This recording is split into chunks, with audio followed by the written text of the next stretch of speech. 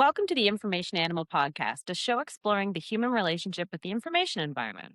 If this is your first time tuning in, welcome. The past few episodes have focused on concepts from the book of the same name. And now we'll be talking to some researchers from various fields to inform how information ecology can develop. With me here today is Dr. Libby Hemphill, who, among many things, is an associate professor of information at the University of Michigan. Libby's research sits at the intersection of AI, human labor, and data infrastructure, and even that feels like we're just scratching the surface. Welcome, Libby. Thanks for having me. I'm glad you could be here. How would you describe your work? I'm really interested in how scientists gather and share and reuse data in ways that can inform decisions that people make with data and findings. But I'm also interested in how people interact with each other, whether online or at work. And so those are sort of separate areas, but they connect to each other, usually through data and often through some sort of information or communication technology. Yeah. And how would you describe your field? What does it cover? Information seems really broad. It is really broad. I think syntactically, it's kind of like education. Like we don't study or we don't provide information, but we study it as a phenomenon. Sort of how do people get it? What do they do with it? How does it flow? Who controls it? What happens when you change any of those mechanisms? And we grew out of library science. So the sort of information as a digital object is a relatively recent addition to the way that we think about information, but it doesn't really change the fundamentals of studying how people get and use information, especially to make decisions or understand themselves or their environment. What do you wish researchers outside your field studying aspects of the information environment understood? So, in other words, what are other fields overlooking that yours has already covered?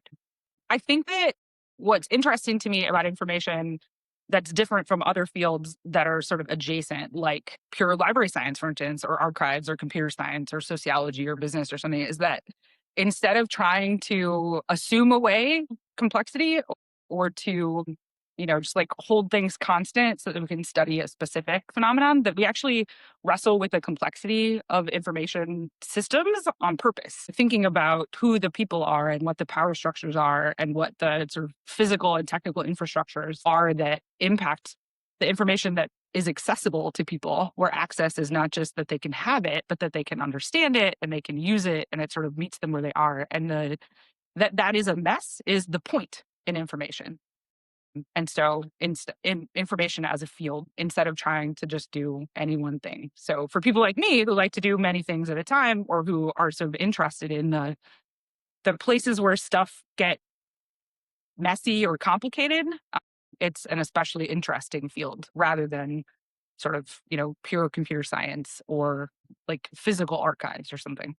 So, actually, now I want to ask more about that because I've heard you say before in the past that computer science has colonized information. They're certainly trying, yes, or at least it feels like they're trying. What do you mean by that?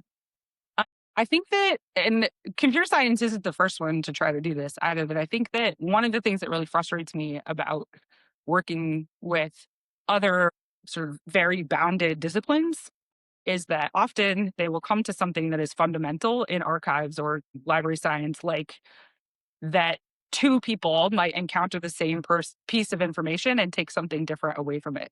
That's fundamental to the way that we think about information. But often, if you're assuming away complexity, you're like, oh, well, that piece of information means this and only this to all the time.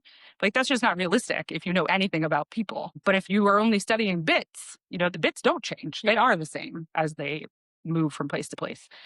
So that's one. The other is that I think that there's sort of, as people started to use computing to do more of their sort of everyday peopling, whether it's shopping or talking to each other or managing their own health or something, that the people who build the systems that do that started to notice that unexpected things happened when the compute met the person. And, that's a pretty interesting spot. And so, I think naturally they're like, oh, turns out it's kind of interesting to see what happens when a person gets a hold of something. And so I think that computer science is sort of like, oh, people bring something interesting to what we do. Let's go do that, as though we hadn't already been studying people and the way that they encounter information or work with it before. So I think it's like the digital turn made computer science think that it was their domain to understand how Right. people use information. I'd be like, actually, you can join us in this effort, and that would be pretty cool, and we could probably learn some things together.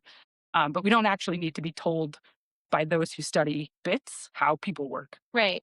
I mean, it's a little bit different, but I often felt that way about the emphasis on information theory as basically like transfer of a message. Right. This like And like, Shannon and Libby yes, thing about yeah, like yeah, that is one theory of a particular type of information. But think about all the stuff that they abstract. yeah, That they're just like, well, that's not important. They're like, what if it is? What if that is actually the most important yeah. part?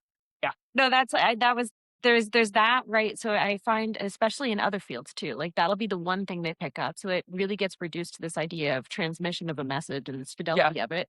And then the second thing is like a total lack of acceptance for what information means in all of its manifestations. Right. And I mean, there's one paper I can never, I think it's like Dylan and somebody about I don't know, 50 definitions of managerial information and this Okay. meta study. And it was just, Mhm. it was amazing because it was, this concept seemed to mean all things to all people, Yeah. down to like almost ethereal kind of, Yeah. lack of substance thing. And when I see research, especially from other fields, right? So maybe people who are studying social media, et cetera, it's been really reduced to like, it's a social media post, or there's a lack of recognition for all of the ways information manifests. Where like the it is like social media post is the Mhm. information. Yeah. And also like a lack of recognition that there's this entire space that's been working on like defining and understanding and categorizing different types of information and Right. how it Yeah. changes and moves and is ordered, et cetera. Especially when you think about something like libraries and archives that Mhm. have been around literally forever, right? Like once there was a thing to preserve or share, Mhm. then libraries and archives existed. And so we're not new. And, I'm not saying that we are the only people who should understand these spaces either, but maybe we have something to bring that might be, if it's still true after a couple of thousand years, it might be fundamental. Yeah, just maybe. Exactly. And it was always interesting to me too when I was looking for a place to go and do a PhD. I kept coming back to looking at like schools of information, information science. But my challenge was again, like I wasn't finding a natural home for trying to explain the information environment, but then there also was none. So I would look at like communication schools or Yeah. information science, or I ended up in war studies because I wanted interdisciplinary, but they were also kind of the only ones. Yeah. Like, oh, you want complexity? I got I think that also, I mean, I don't know your timing exactly, but what I do know about the timing and the sort of the history of the iSchool movement, I think that by the time you were looking for a PhD program, what constituted an iSchool had changed quite a bit. That when I came to the iSchool at Michigan, I was a student there, and then I've come back as a faculty member. When I was a student, it was relatively new and it still had a very strong presence of these sort of core information fields of libraries and archives. And then there was a little bit of like psych and some CS that they brought in to make the iSchool. And then the information economists come in, and the makeup of the faculty is completely different. And so if you're looking for, we have either 40 something or 60 something faculty, but of those, the sort of core historically recognized as information field faculty, I can count. And you used to be able to count them, but you used to also be able to count all the other people. Mhm. And so I think that it grew to the point where we are now not quite needles in haystacks, but we're much harder to find than like a computer scientist who studies social media who's now housed in an iSchool, right? So that's part of what I mean about colon is we're just like outnumbered. Yeah. So I don't know if it was as strategic as colonization, or if we just got outnumbered. And so it would be difficult to find us if you were looking for a piece now, or even probably in the last 10 years. Yeah. 20 years ago, we were a little easier to find. Right. Yeah. So I mean, about 10 years ago, when I started trying to dig into it, it was Yeah. really hard, and there wasn't even like any kind of obvious space that you would go to. But also, this is really disturbing because at a time when we're dealing with an abundance of information, shouldn't we be fostering a better Well, understanding of what it is? maybe. What were we? So off podcast, we were talking about, uh, was it selfish children? Was I in a conversation with you? And the headlines about selfish children? There's a guy who does the archives thing. His name is Ferry. I think. Yeah. So you look back and these headlines are like, turns out we've always thought that children are selfish. It turns out we've also always thought we were overwhelmed by information. Right. Yes, absolutely. Yeah. There's like paper comes in, they're like, we can't handle it. It's too much. It's information. Or like, we get paper, we get printing presses, we get telephones, we get internet. Oh my God, we're overwhelmed with information. So I think that the overwhelm is not new. And I do think that there's too much. There's always been too much. And the way that we have tried to figure out how to manage the too much and to find what's useful in there, I think is kind of interesting. But, I like things to be in order, and I like to study how they like to be in order. And I like to change them from one way of ordering to another way of ordering.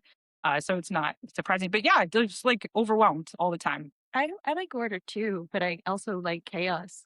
Therefore, Yeah. studying the information environment is like, and war is the perfect combination. Well, and I think the term information war, information warfare, or those sort of like that. I struggle with that. But I think that what they're trying to get at is that by controlling information, you can control something else, and you can create or generate or amplify conflict in a way that if have ever tried to fight with someone verbally, you knew that already. But if that you're thinking about the scale of overwhelm. So I think those are, I don't know, the war part. I think this is a thing that information does, and also as other fields come in, that we bring terms that we think we know, and we think that everybody else must be using them the same way we are, and then we encounter one another. We're like, oh, that doesn't mean what you think it means, or oh, that's not how I understood that, right? Depending on how generous we're feeling. That is how I ended up with the program at Carnegie, because I was seeing how nobody was saying the same thing, but they were talking about the same thing. Yeah. And it was just like, every meeting was like, we're going to baseline our understanding of each other and never get any further ahead. We used to have a thing at the School of Information at Michigan in the early 2000s, like mid 2000s, I guess, called Morass. And I forget what the acronym stood for, but it was essentially like a Wednesday afternoon coffee where we tried to figure out what the hell we were talking about to each other. And it was like a hosted event on Wednesday afternoon. I feel like we've been to research meetings like this. Yeah, but we did it on purpose. We recognized oh, it turns out we are talking about similar things. And it grew out of a George Furness sort of paper and set of work, and George would show up and read these things. But it was kind of interesting. And I think that now that we've grown and, information has changed and the people who study it have changed, we don't do that anymore. We just kind of agree that we're going to talk past each other and then go about our lives. And I kind of miss the Morass meetings. That also just feels like super unscientific. Like we're not really building the same way that science builds an understanding of the world, because studies aren't easy to replicate, but we're not building one on the other. Yeah. The foundational blocks seem to be missing. Okay. I'm going to end up in a whole misalignment sentence discussion that is kind of retread and boring. But I think that's a big part of why we don't do the building, is that by the time you would get to a point in your academic career where you would be able to do that, you've already lost your job by trying to do that. Right. Which is really problematic. I think it's probably dangerous and suboptimal. Yeah. What keeps you up at night about information? The overwhelm. So there are a couple of things I think that should keep people up at night, that they come back to this overwhelm, and the ability of people to control who has access to what information and when.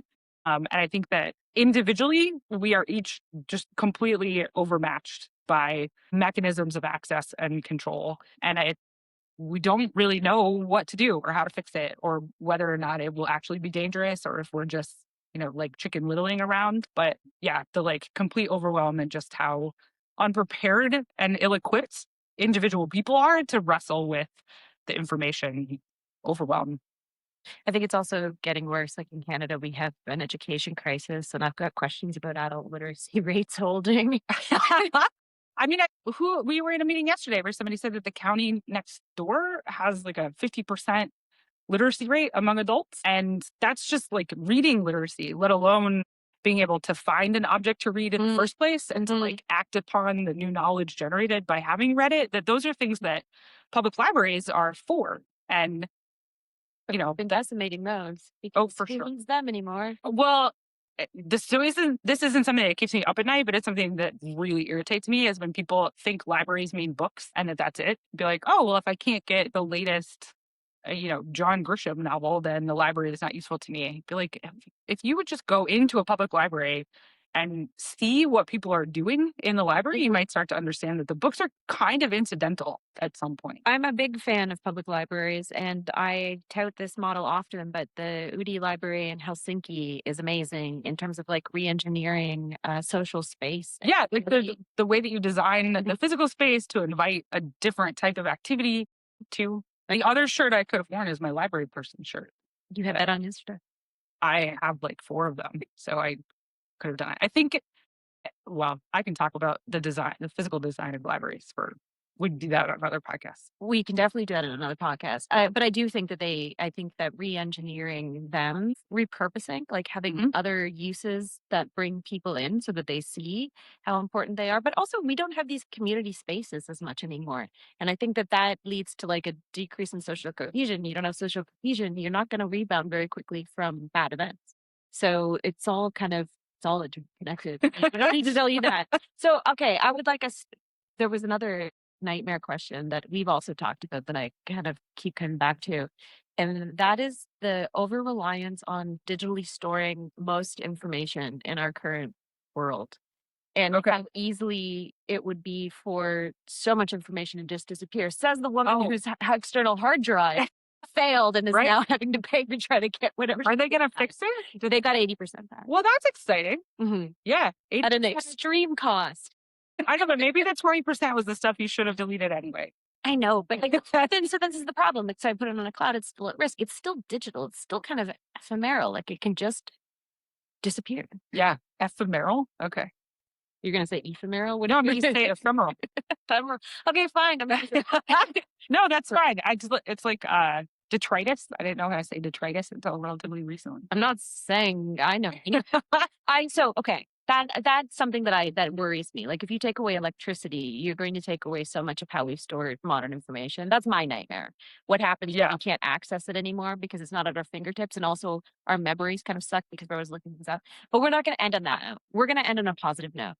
Wait, I have so much to say about the fragility of data infrastructures. Okay. Go ahead. We'll save that one for later. You can too. No, do it's it. fine. What would you like? No, to say? it's okay. It's fine. I wanted to ask you, now that I raised the specter of how hard it was to try to find a place to study the information environment. Yeah. To like work on, let's develop theories for how do we explain this best. What do you do with theories, Alicia? We gotta sell this. What are we gonna do now? Right. Yeah, that is the bane of my existence. What advice would you give to somebody coming up who's like, yeah, that sounds like a good idea. I want to study that complexity. What would you tell them? Man.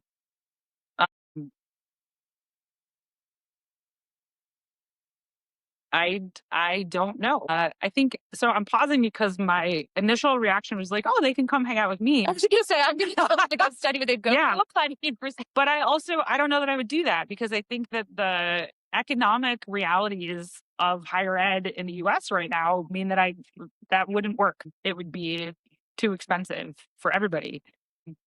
I think that, but that's probably the answer, right? Is like find somebody that I mean, maybe it's not any different than any other person looking for uh, higher education. That I would tell them to go find a person who gets to work on things that you're curious about, and then see if you can convince that person to take you on. As the person who receives those emails, I would like to say, don't do that. But as an advisor, I would say that's like you want to find a good fit between you and a person, and that's sort of who you want to be, right? If it's supposed to be an apprenticeship, then you want to find somebody who has extreme competence in the thing that you want to understand, but how to find them.